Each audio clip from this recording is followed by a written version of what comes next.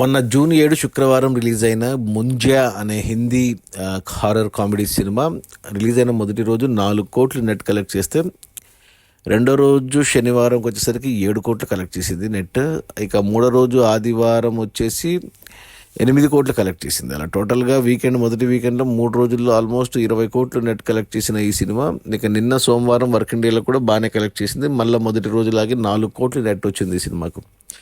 అలా 4 రోజుల్లో ఈ సినిమా 23 కోట్లు నెట్ కలెక్ట్ చేసింది. ఇది గొప్ప విషయం అని చెప్పాలి, ఎందుకంటే స్టార్ కాస్ట్ ఎవరో తెలియదు, అంత కొత్త వాళ్ళే. అయినా కానీ సినిమాకి మంచి కలెక్షన్స్ వచ్చాయి. ఈ సినిమా బడ్జెట్ వచ్చి 30 కోట్లు అయితే ఆల్రెడీ 23 కోట్లు వెనక్కి వచ్చే 4 రోజుల్లోనే. ఇక ఈరోజు మంగళవారం, ఈరోజు కూడా కలెక్షన్స్ బాగానే ఉంటాయి. నాకు తెలిసి సినిమాకి 30 కోట్లు వచ్చి హిట్ అవుతుంది. ఇంకా 50 కోట్ల వరకు కూడా వెళ్ళే ఛాన్స్ ఉంది ఈ వీకెండ్లో.